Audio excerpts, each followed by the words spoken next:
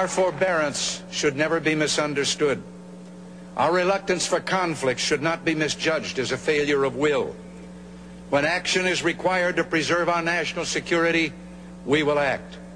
We will maintain sufficient strength to prevail if need be, knowing that if we do so, we have the best chance of never having to use that strength. Above all, we must realize that no arsenal or no weapon in the arsenals of the world is so formidable as the will and moral courage of free men and women. It is a weapon our adversaries in today's world do not have. It is a weapon that we as Americans do have. Let that be understood by those who practice terrorism and prey upon their neighbors. I'm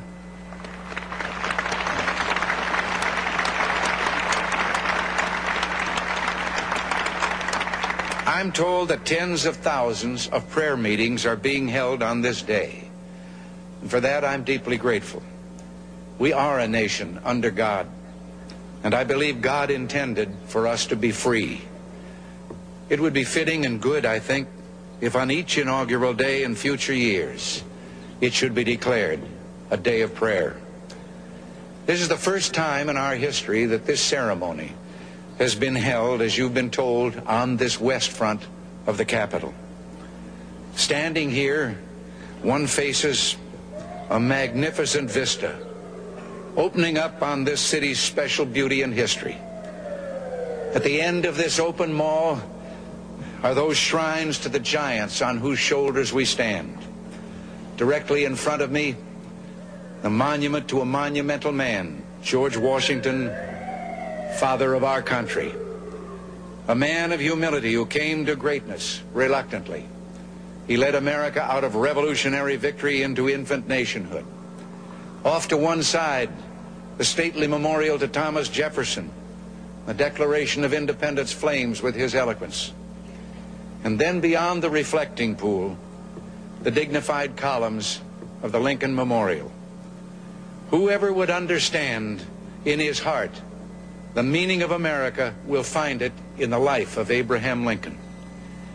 Beyond those monuments to heroism is the Potomac River, and on the far shore, the sloping hills of Arlington National Cemetery with its row upon row of simple white markers bearing crosses or stars of David. They add up to only a tiny fraction of the price that has been paid for our freedom. Each one of those markers is a monument to the kind of hero I spoke of earlier. Their lives ended in places called Belleau Wood, the Argonne, Omaha Beach, Salerno, and halfway around the world on Guadalcanal, Tarawa, Pork Chop Hill, the Chosin Reservoir, and in 100 rice paddies and jungles of a place called Vietnam. Under one such marker lies a young man, Martin Treptow, who left his job in a small-town barber shop in 1917 to go to France with the famed Rainbow Division. There on the Western Front, he was killed trying to carry a message between battalions under heavy artillery fire. We're told that on his body was found a diary. On the flyleaf, under the heading, "My Pledge," he had written these words: "America must win this war. Therefore I will work, I will save, I will sacrifice, I will endure. I will fight cheerfully and do my utmost as if the issue of the whole struggle depended on me alone." The crisis we're facing today does not require of us the kind of sacrifice that Martin Treptow and so many thousands of others were called upon to make.